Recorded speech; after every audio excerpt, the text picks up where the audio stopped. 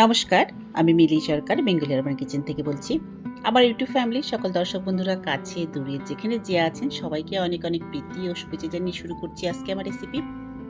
আজকে আমি বানাচ্ছি ব্রেকফাস্ট বা সকালের জলখাবার। জলখাবারে আজকে বানাচ্ছি আমি পরাটা আর আলুর তরকারি। এরকম জলখাবার আমাদের অনেকের ঘরেই সকালে অথবা রাত্রে হয়ে থাকে, সেটাই আজকে আমি আপনাদের সঙ্গে শেয়ার করেছি।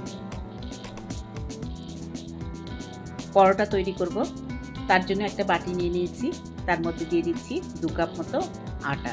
যে রেগুলার আটা আমরা ঘরে রুটি বানিয়ে খাই সেই আটাই এখানে ব্যবহার করেছি। অনেকে আটার সঙ্গে একটু ময়দা মিশিয়েও এটা বানাতে পছন্দ করেন।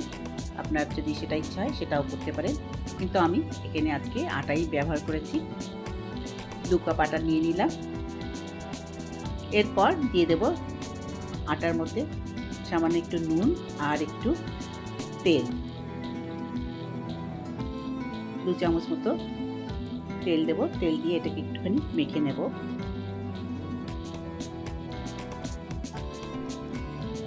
মিনিট খানিক এটা একটুখানি মেখে নেব। তারপরে এটাকে রুম টেম্পারেচারে রাখা জল দিয়ে এটাকে একটা ডো তৈরি করে দেব। আজকে আমার বানানো এই ব্রেকফাস্ট আলু তরকারি আর পরোটার রেসিপিটা আশা করি আপনি স্কিপ না করে সম্পূর্ণ দেখবেন। দেখে যদি ভালো লাগে তাহলে অবশ্যই লাইক করবেন, শেয়ার করবেন আর বেল আইকনটা প্রেস করবেন, তাহলে নতুন কোনো ভিডিও আপলোড হলে আপনি তার নোটিফিকেশনটা পেয়ে যাবেন। আটাটা মাখা হয়ে গেছে। এবার মাখা শেষে হাতে একটু অল্প তেল নিয়ে আটাটার ওপরে মাখা আটাটার ওপরে লাগিয়ে দিয়ে রেখে দেব মিনিট 10 জন্য।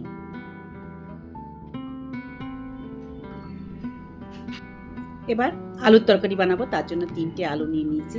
আর নিয়ে নিচ্ছি একটা টমেটো, 2টো কাঁচা লঙ্কা আর 1 টুকরো আদা। আলুটাকে এইভাবে ছোট ছোট টুকরো করে কেটে নিয়েছি আর আদা, কাঁচা লঙ্কা আর টমেটো পেস্ট করে নিই। রান্নার জন্য কড়াই বসিয়ে দিয়েছি। কড়াই গরম হয়ে গেলে আমি এর মধ্যে দিয়ে দেব সরষের তেল। আজকে আমি রান্নাটা করছি সরষের তেলে, আপনি কিন্তু এটা সাদা তেলেও করতে পারেন। সরষের তেল দিয়ে দিলাম।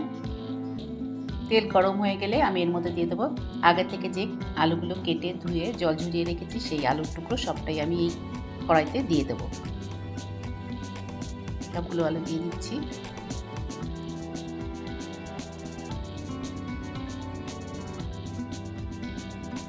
আলু দিয়ে দেওয়ার পর দিয়ে দেবো একটু নুন আর হলুদ। এই দিয়ে আলুগুলোকে বেশ ভালো করে ভেজে নেব। ভেজে এটাকে তুলে নেব। হলুদ গুঁড়ো দিয়ে দিলাম। এরপর একটু ভাজা ভাজা মতো হয়ে গেলে তারপর আলুটা তুলে নেব।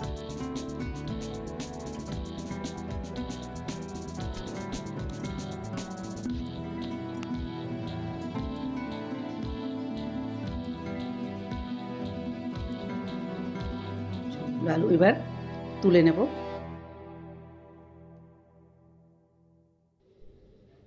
সবগুলো আলু এইভাবে ভেজে তুলে নিয়েছি। এরপর কড়াইতে দিয়ে দেবো আবারও কিছুটা সরষের তেল। তেল গরম হয়ে গেলে এবার আমি এর মধ্যে দিয়ে দিচ্ছি আধা চামচ মতো গোটা জিরে ফোড়নের জন্য। জিরেটা একটু ভাজা ভাজা হয়ে গেলে এর মধ্যে দিয়ে দিচ্ছি টমেটো, কাঁচা লঙ্কা আর আদা যেটা পেস্ট করে রেখেছিলাম সেই মশলাটা সবটাই দিয়ে দিলাম। দিয়ে একটু নেড়ে দিচ্ছি।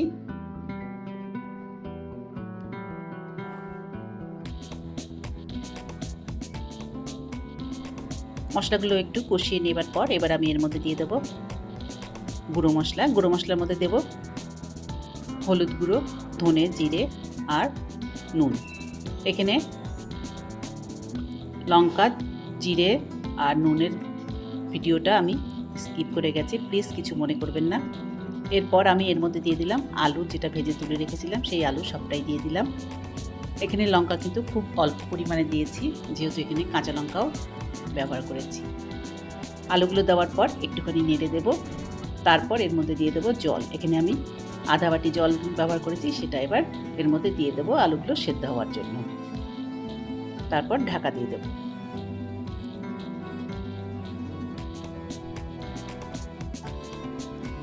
তরকারিটা ঢাকা দিয়ে এবার ফুটতে দেব।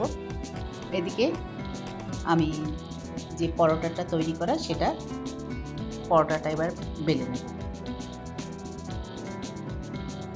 আটাটা ঢাকাটা খুলে আটাটা একটুখানি লেচি করে নিচ্ছি। এখানে যতটা আটা আছে সে থেকে 5টা পরোটা তৈরি হবে।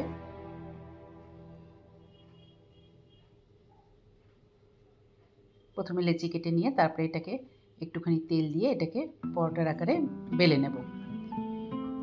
আমরা যে টিপিক্যাল ত্রিকোণ পরোটা তৈরি করি সেটাই আজকে আমি এখানে তৈরি করে নেব।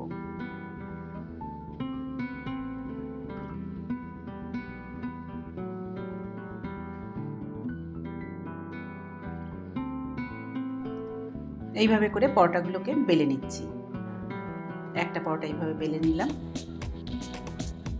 আরেকটা পরোটাও এইভাবে করে বেলে নেব।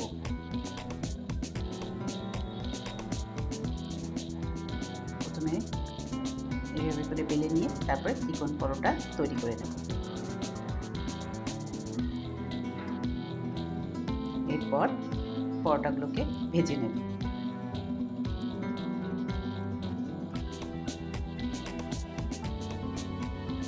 এরপর আলুর তরকারি ঢাকা খুলে দেখে নিচ্ছি কি অবস্থা।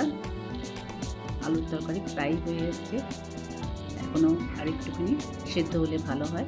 আলুর তরকারিটা অন্য একটা জায়গায় বসিয়ে দিয়ে আমি এবার পরোটাগুলোকে ভেজে নিচ্ছি। প্রথমে পরোটাগুলোকে শুকনো খোলায় ভেজে নেব, তারপরে সাদা তেল দিয়ে ভেজে নেব। আপনি কিন্তু চাইলে এটাকে ঘি দিয়েও ভাজতে পারেন। একটা পাশ একটু ভাজা হয়ে গেলে আবার হালকা হাতে এটাকে উল্টে দেব।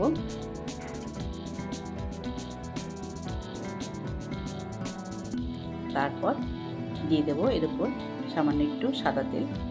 এই সাদা তেল দিয়ে পরোটাটা আজকে আমি ভেজেছি। বেশ সুন্দর করে বাদামি করে ভেজে তুলে নেব।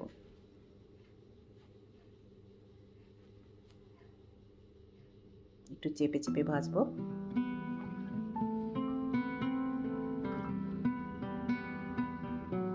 এইভাবে করে সবগুলো পরোটা আমি ভেজে তুলে নেব।